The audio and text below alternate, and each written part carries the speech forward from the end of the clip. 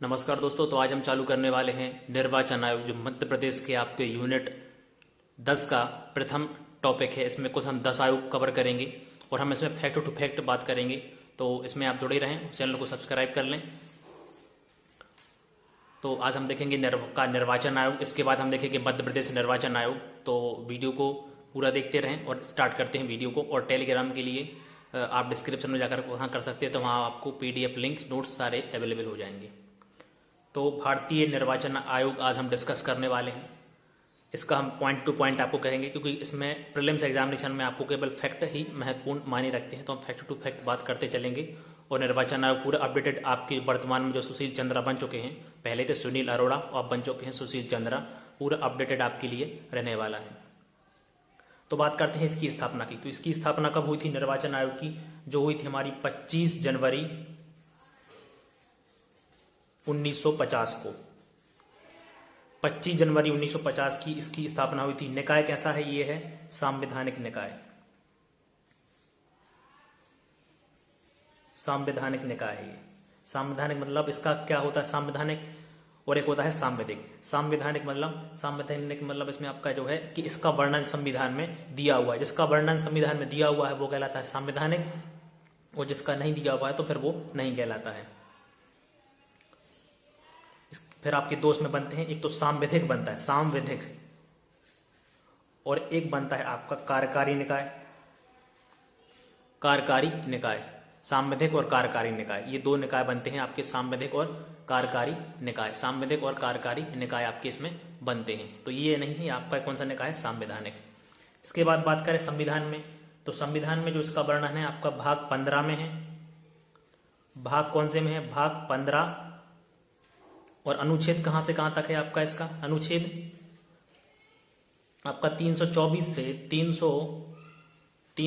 से लेकर 329 तक है।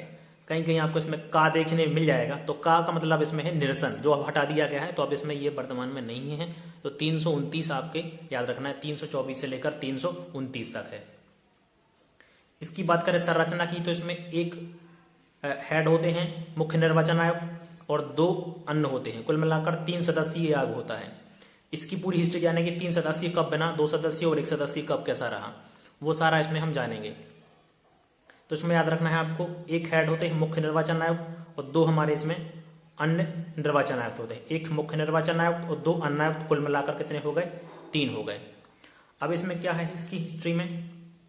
पहले जो आयोग था, जब इसकी स्थापना हुई थी 25 जनवरी 1950 को, तो 1950 को क्या था? ये एक सदस्यीय आयोग था। एक सदस्यीय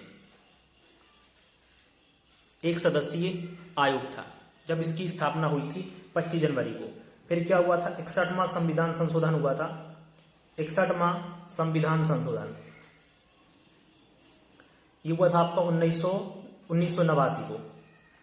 1989 को आपका हुआ था। तो इसमें क्या कर दिए गए थे? जो आपकी उम्र सीमा थी मतदाता की, तो वो 21 से कितनी कर दी गई थी? 18 वर्ष ये कर दी गई थी। 21 से 18 वर्ष कर दी गई थी। तो इसमें क्या बन गया था? ये फिर त्रिसदस्यीय बन गया था। 16 अक्टूबर 1989 कैसा बन गया था? त्रिसदस्यीय आयोग ये बन गया था। उसके बाद फिर 1990 में फिर से एक बार ये एक सदस्यीय आयोग बन गया। 1990 के बाद इसमें 1993 में फिर से त्रिसदस्यीय बन गया। 3 सदस्यीय बन गया। तब से लेकर अब तक वर्तमान में ये 3 सदस्यीय आयोग है। तो आपसे प्रश्न पूछ सकते हैं कि कब कब त्रिसदस्यीय आयोग रहा? तो आपसे पूछ सकते हैं 1989 में त्रिसदस्यीय रहा, 1993 में त्रिसदस्यीय रहा। और एक सदस्यीय आपका कब था? स्टार्टिंग में आपका 1950 में एक सदस्यीय था, फिर यहाँ पर जो है त्रिसदस्यीय कर दिया गया था। 90 में फिर से एक सदस्यीय हो गया था। तो इस तरह से आपको इसमें याद रखना है। अब अगला पॉइंट इसमें हम देखते हैं कितने 4 पॉइंट हो गए। इसमें अब देखते हैं भत्ते वगैरह। इसके जो है 5वां पॉइंट आपका है कि भत्ते कैसे मिलेंगे इनको, जो भत्ते वगैरह जो मिलेंगे, कौन देगा इनके लिए भत्ते वगैरह?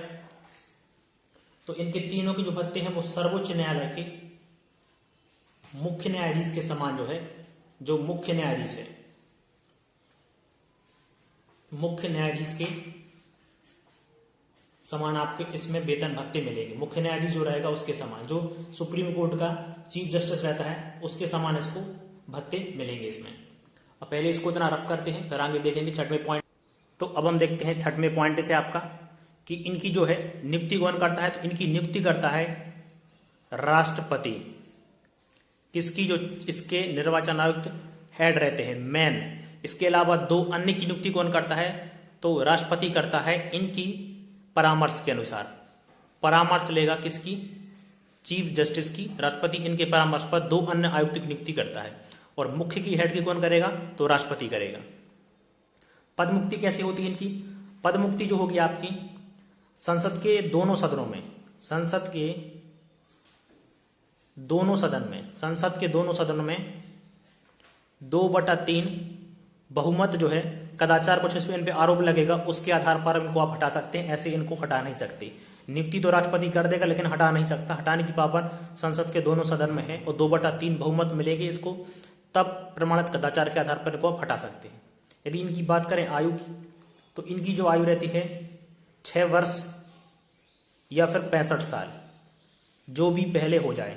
मतलब कि 6 वर्ष तक कर सकते हैं और अधिकतम आयु 65 वर्ष है। यदि मान के चलिए इनकी नियुक्ति 62 साल में हुई और ये 65 साल के हो गए तो केवल 3 साल सिर्फ कर पाएंगे।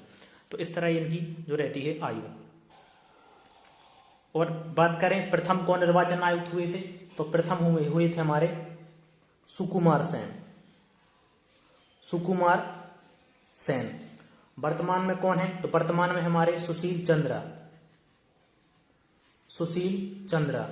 इसके पहले कौन थे? तो सुनील अरोड़ा। वो कौन से नंबर के थे? 23वें नंबर के थे। तो ये कौन से नंबर के हैं? 24वें नंबर के हैं, 24th।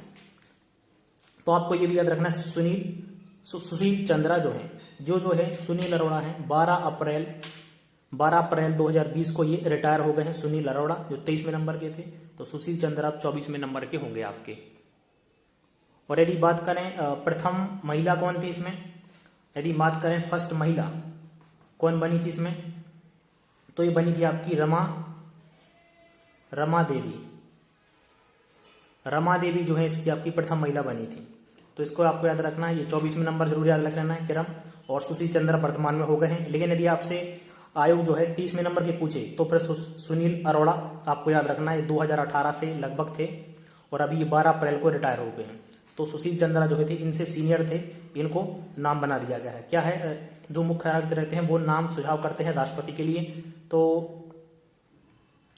इन्होंने इनको अब यदि इनके कामों को देखा जाए तो इनका कार्य क्या रहता है, तो इनके कार्यों को 3 भागों में बांटा गया है, A, B और C। ए में इनका काम क्या आता है? प्रशासनिक काम रहते हैं इनके कुछ, प्रशासनिक कार्य रहते हैं। उसके बाद इनका काम रहता है सलाहकारी, वो हम आपको आगे बताएंगे कैसा काम क्या रहता है सलाहकारी का और प्रशासनिक का। इसके बाद काम रहता है इनका अर्ध न्यायिक का। अभी देखा होगा आपने ये तीनों काम, ये इनका काम डिवाइडेशन रहता है इन तीनों भागों में, प्रशासनिक, कार्यकारी, सलाहकारी और अर्ध न्यायिक। अभी वर्तमान में पश्चिम बंगाल में जो है, वेस्ट बंगाल में चुनाव चल रहे हैं और आपके मध्य प्रदेश में जो है उपचुनाव है, दमोह क्षेत्र में चल रहे हैं, जिसकी कल वोटिंग 17 तारीख को हो चुकी है। तो वहां पर भी निर्वाचन आयोग ने क्या क्या कार्य करे, क्या क्या नहीं करे, लॉकडाउन की वजह से पूरे में लॉकडाउन, लेकिन वहां पर चुनाव की अनुमति दे दी गई है। तो ये सारा कुछ उसमें मुद्दा भी वर्तमान में बना हुआ है, तो ये जानेंगे। इसके बाद और इनकी हम डिटेल पॉइंट, तो 11 पॉइंट है तक हमने कवर कर लिए फैक्ट टू फैक्ट। आप चाहें तो इनके नोट्स भी बना सकते हैं। अब इनके लिए देखते हैं हम जो है कि प्रशासनिक कार्य जो है किस क्या क्या इसमें अंतर्गत इनका आता है। प्रशासनिक कार्य में जो है क्या क्या आता है इनका प्रशासनिक कार्य में पहले देखेंगे। प्रशासनिक कार्य में इनका पहली बात तो काम है निर्वाचन करवाना, सबसे मुख्य कार्य तो इनका यही है कि निर्वाचन करवाना। नंबर दूसरा पर इनका कार्य क्या रहता है कि निर्वाचन की जो नामावली तैयार करवाना, निर्वाचन की नामावली मतलब कि वोटर आईडी प्रकार से, वोटर आईडी जितनी भी रहती है कि मतदाता पर्ची, ये सारा इनका काम रहता है करवाना। इसके बाद रहता है आरक्षण, कैसा क्या मिला, लेकिन इसमें ये घटाना बढ़ाना कुछ भी नहीं कर सकते, केवल इनको जो है उसको लागू करते हैं। इसके बाद है पूरा चुनाव का नियंत्रण, यह आपका आएगा प्रशासनिक कार्य के अंतर्गत। और इसके बाद है मतगणना आएगी। और इसके बाद इसमें इनकी आएगी परिणाम की घोषणा वगैरह, जो भी घोषणा करना है परिणाम की घोषणा। और जितने भी चुनाव क्षेत्र हैं उनका कितना परिसीमन है, कितना कितने एरिया में चुनाव होना है, इतने एरिया में होना है, इधर का एरिया होना है, तो ये सारी उनके निर्धारण करना चुनाव की कि कितना कितने एरिया में ये सारा होना है, तो ये सारा किसके अंतर्गत आएगा, प्रशासनिक के अंतर्गत अपना आ जाएगा। तो प्रशासनिक हमने देख लिया। अब हम देखेंगे सलाहकारी, पहले इसको हम रफ करते हैं इसी को, फिर हम देखेंगे सलाहकारी निकाय को। अब देखते हैं हम, पहले हम देख चुके हैं अपना प्रशासनिक करार, अब देखेंगे हम सलाहकारी। सलाहकारी में क्या सलाह देंगे ये इनके लिए कि पहले नंबर इस सलाह में देंगे कि कोई भी जो है उम्मीदवार है, ऐसा उम्मीदवार ना लड़े जिस पर किसी प्रकार का आपराधिक केस दर्ज हो, ऐसा उम्मीदवार चुनाव नहीं लड़ना चाहिए। अब देखते हैं वर्तमान में लगभग देखेंगे आप जो भी मतदाता है किसी भी पार्टी, चाहे वो बीजेपी या किसी भी कांग्रेस के हो या आम आदमी पार्टी या सपा बसपा अन्य कोई भी क्षेत्रीय पार्टी के हो, अधिकांश मतदाता आपको वही मिलेंगे जिन पर अधिकाधिक आपराधिक मामले दर्ज हैं, लूटपाट और जितने मामले हैं वो सारे अधिकांशता यही पर दर्ज रहते हैं, वही चुनाव लड़ते हैं और वही चुनाव जीत जाते हैं। तो ये हमारी देश का क्या सौभाग्य या दुर्भाग्य जो भी समझें, तो ये इनको सलाह देना है कि कोई भी उम्मीदवार ऐसा चुनाव ना लड़े जो कि जिस पर किसी भी आपराधिक मामले दर्ज हो। दूसरा कि जो चुनाव हो कार्यपालिका के माध्यम से ही हो, कार्यपालिका के माध्यम से ना हो, चुनाव आयोग के माध्यम से इनकी नियुक्ति की जाए। मतलब ऐसा नहीं कि नियुक्ति आपने है ना कि पहले आपकी नियुक्ति थी तो जैसे राजा का चुनाव चलता है, जैसे भूटान में है तो कैसा तंत्र है वहां पर, राजा, भूटान में क्या चुना जाता है, राजा, तो ये तंत्र नहीं होना चाहिए। तो ये भी इनको सलाह देते रहते हैं समय समय पर। और भी कुछ इसमें सारा कार्य निकाय है कि समय पर चुनाव हो ऐसे और कहीं भी विलंबित ना हो, तो ऐसा सलाहकारी ये देते रहते हैं सलाह। इसके बाद बात करेंगे हम अर्ध न्यायिक की। अर्ध न्यायिक की तो इसको पहले रब कर, अब देखते हैं हम इसका नंबर 3 पॉइंट जो है अर्ध न्यायिक कार्य। अर्ध न्यायिक में क्या कार्य आएंगे इनके, तो अर्ध न्यायिक में जो भी इनके कार्य रहेंगे वो देखेंगे हम। तो अर्ध न्यायिक में देखते हैं सर्वप्रथम जो रहता है इनका आचार संहिता लगाना। अर्ध न्यायिक कार्य में आचार संहिता किसके अंतर्गत आएगा, आपका अर्ध न्यायिक कार्य के। आपसे एग्जाम में पूछ सकते हैं कि आचार संहिता किस प्रकार के कार्य के अंतर्गत आता है, अर्ध न्यायिक, सलाहकारी, प्रशासनिक या बाध्यकारी। तो आपसे पूछ सकते हो तो आपको आंसर देना होगा अर्ध न्यायिक। तो आचार संहिता किसके अंतर्गत आती है, आपकी अर्ध न्यायिक के अंतर्गत आती है। इसके बाद आता है इनका जो है प्रादेशिक आयुक्तों की नियुक्ति, जो कि आपके इसके बाद हम देखेंगे मध्य प्रदेश निर्वाचन आयोग, तो उनकी जो नियुक्ति होती है तो इन्हीं के माध्यम से ये करते रहते हैं, तो उसको भी इनको अर्ध न्यायिक कार्य में इनका आता है। इसके बाद सदस्यों की जो योग्यता अयोग्यता के बारे में है, जो सदस्य चुनाव लड़ रहे हैं उनको योग्य ठहराना है या फिर इनको अयोग्य ठहराना है, तो ये इनकी जो है इसमें अर्ध न्यायिक कार्य में इनका आ जाता है। इसी में राष्ट्रपति को ये सलाह भी देते रहते हैं, राष्ट्रपति को सलाह भी इसी में आपके देते रहते हैं, वो भी आपका अर्ध न्यायिक में आ जाएगा। और चुनाव का जो भी खर्चा वगैरह हो रहा है, चुनाव पे कितना खर्च करना है कितना नहीं करना, इसकी सीमा का निर्धारण चुनाव आयोग करता है। इसके बाद हमने देख लिए 11 पॉइंट तक, तो इसमें सारा हमने देखा प्रशासनिक कार्य में, सलाहकारी में और न्यायिक में, अर्ध न्यायिक में, तो ये सारा हमने चुनाव देखा। अब बात करते हैं अगले पॉइंट की, तो ये इसको पहले हम पूरा रेफ करते हैं, फिर अगले पॉइंट 12 से हम फिर देखें।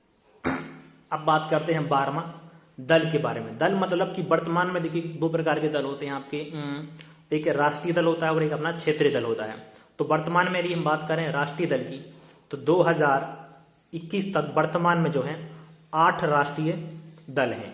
अब इनके बारे में बाद में हम डिटेल में डिस्कस करेंगे कि इसको अलग टॉपिक में कवर करेंगे, जो 8 दल के नाम, चिन्ह, संस्थापक और कब इनकी स्थापना हुई है और क्या क्या इनकी जानकारी रहती है, वो हम एक अलग वीडियो में, क्योंकि फिर वीडियो बहुत लंबा हो जाएगा। तो 2000 आपको इतना याद रखना है, वर्तमान में 2021 तक कितने हैं अपडेटेड, पूरा 8 राष्ट्रीय दल हैं। अब बात करते हैं अनुच्छेद, तो इसमें देखिए ये जो है 324 से भाग 15 में अनुच्छेद, भाग 15 में जो थे, भाग 15 में 324 से 329 तक आपके जो अनुच्छेद हैं, तो इनको सारे दिखाएंगे। आपके एग्जाम पूछ सकते हैं कि अनुच्छेद, तो थोड़ा आप लोग इस पर भी देख लें डिटेल में, थोड़ा थोड़ा शॉर्ट में हम आपको बता देते हैं। जैसे अनुच्छेद 324 में है, तो 324 में जो है चुनाव आयोग का क्या है, इसमें अधीक्षण, अधीक्षण देखेगा, इसमें निर्देशन, राइटिंग में थोड़ी आप लोग एडजस्ट कर लेना, राइटिंग इसमें सही नहीं आ रही है, शुरू से खराब है राइटिंग। निर्देशन तथा नियंत्रण की जो आपकी इसमें शक्ति रहेगी, नियंत्रण की शक्ति, तो आपके अनुच्छेद 324 में रहेगी। आपको ये पॉइंट याद रखना है, तो आपको पूरी चीज याद आ जाएगी, अधीक्षण, निर्देशन, नियंत्रण और शक्ति, तो 324 में आपकी ये रहेंगे। इसके बाद 325 में क्या है, किसी भी व्यक्ति पर धर्म, जाति या किसी की व्यक्ति के लिंग के आधार पर कि वो महिला है कि पुरुष है, इसके आधार पर उसे जो है अयोग्य नहीं ठहराया जा सकेगा। आप ये नहीं कह सकते कि भाई ये व्यक्ति इस धर्म का है, कि इस जाति का है, कि ये महिला है, पुरुष है या कुछ और है, तो उसके आधार पर आप इसको अयोग्य नहीं ठहरा सकते। तो ये किस में कहा गया है, ये 325 अनुच्छेद में, ये 325 अनुच्छेद में ये आपका वर्णन है इसमें, तो ये आपको इसमें देखना है। इसके बाद है 326। तो 326 में क्या है आपका, लोकसभा और जो विधानसभा के चुनाव है, लोकसभा और विधानसभा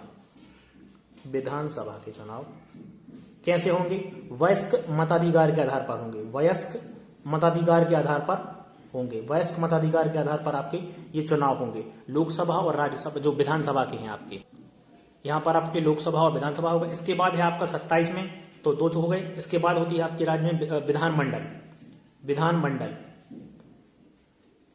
विधानमंडल चुनाव में चुनाव कराने की उपबंध करने की शक्ति, विधानमंडल में चुनाव बंद कराने की शक्ति। तो आपको पता होगा कुछ राज्यों में जो है अभी 6 राज्यों में जो है विधान मंडल होती है, और यहाँ विधानसभा कुछ राज्यों में, कुछ में ये भी है। तो ये जो आपके यूपी बिहार ऐसे ध्यान ना भी देख लेना आप लोग इसमें, या सारे यूपी बिहार महाराष्ट्र कर्नाटक और आंध्र प्रदेश और तेलंगाना में सारे विधान मंडल है। इसको कंफर्म नहीं, आप लोग एक बार देख लेना इसको। इसके बाद जो है इसमें 328 में, तो राज्य विधायिका के अंदर चुनाव कराने की शक्ति, राज्य विधायिका के अंदर जो चुनाव कराने की शक्ति इसके अंतर्गत आ जाती है चुनाव कराने की 328 में। और 328 लास्ट जो बचेगा आपका कि चुनाव प्रक्रिया में न्यायालय के हस्तक्षेप पर रोक। चुनाव जो प्रक्रिया है इसमें जो है न्यायालय जो है इसमें हस्तक्षेप नहीं कर सकता, मतलब न्यायालय के हस्तक्षेप पर रोक है। इस पे न्यायालय इसमें हस्तक्षेप नहीं कर सकता चुनाव प्रक्रिया पर, क्योंकि जब चुनाव होता है तो पूरा पावर चुनाव आयोग के पास आ जाता है, पूरा पावर जो है चुनाव आयोग के पास आ जाता है। इसमें कोई भी जो अभी जितने भी आयोग हैं लगभग उसमें सबसे पावरफुल आयोग देखा जाए तो चुनाव आयोग ही माना जाएगा, क्योंकि इसके पास अलग अपनी पावर आ जाती है। ये किसी को भी दिखा होगा भी आपने, वेस्ट बंगाल में जो है, पश्चिम बंगाल में जो चुनाव है तो अभी भी जो भाजपा के वहाँ के अध्यक्ष थे उनको एक दिन के लिए बैन कर दिया गया था कि आप चुनाव प्रचार नहीं कर सकते, क्योंकि उन्होंने विवादित बयान दे दिया था। तो देखिए मतलब उनके अध्यक्ष होने के बावजूद वो बिना बयान नहीं दे सकते, यदि बयान देंगे तो उन पर कठोर कार्रवाई हो जाएगी। तो ये था इसमें कि कार्रवाई उन पर हो सकती है। तो चुनाव आयोग काफी महत्वपूर्ण रहता है, और हर जिले में जो उसका डीएम जो रहता है उसमें प्रमुख बन जाता है। तो फिर इसके पास भी पावर काफी रहता है। मेन इसके ऊपर रहते हैं आपके निर्वाचन आयोग, पर उसमें डीएम का पावर काफी बढ़ जाता है। इसको रब करते हैं अगले वाले पॉइंट पर। यहाँ पर हमने अभी 13 पॉइंट तक कवर करा है, इसके बाद और फैक्ट देखते हैं सारे। तो अब बात करते हैं अगले पॉइंट पर। तो अगला पॉइंट हमारा जो है वो है 14 नंबर पॉइंट कि निर्वाचन की प्रक्रिया किस तरह चालू होती है कि निर्वाचन होगा। तो ये जो होता है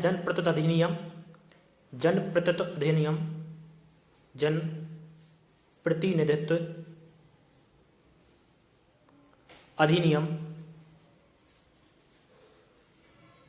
1951 की जो धारा 1951 की जो है धारा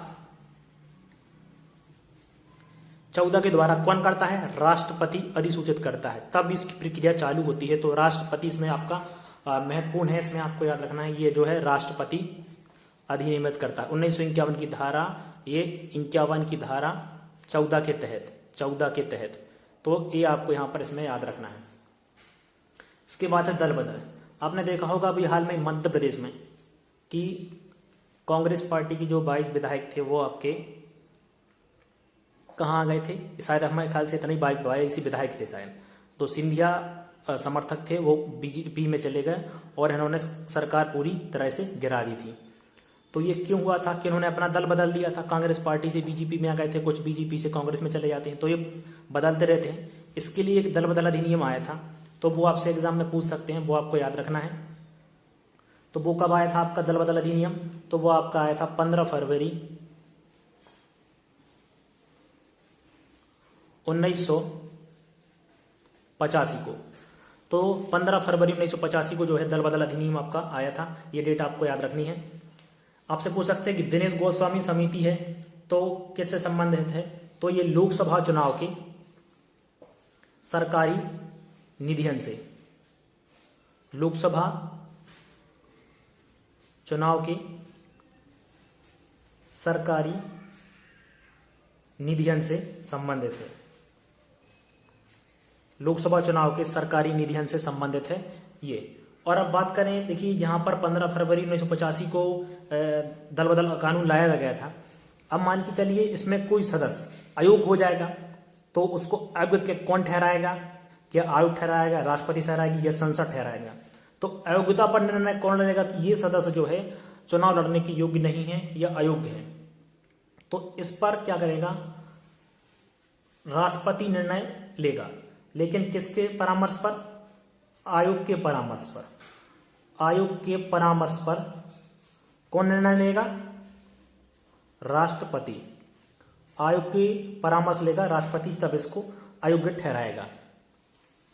इसके बाद बात करते हैं ईवीएम से चुनाव हुए थे। पहले अपने देते थे ईवीएम के चुनाव। तो ईवीएम का जो आविष्कार है कहाँ कब हुआ था? तो इसका आविष्कार जो है आपका 1980 में हो गया था। किसने करा था? एमबी हनीफा ने। और इसका प्रथम जो है यूज कहाँ हुआ था ईवीएम का? तो 80 में इसका क्या हुआ था आविष्कार, और 2 साल बाद 1982 में केरल विधानसभा में इसका जो है यूज हुआ था। और कौन सी विधानसभा में? तो परावुड विधानसभा में इसका यूज हो गया था। इसके बाद इसका एडवांस वर्जन आया था VVPAT, voter verifiable paper audit trail. इसका फुल फॉर्म होता है, पूछ सकते हैं आपसे, voter verifiable paper audit troll.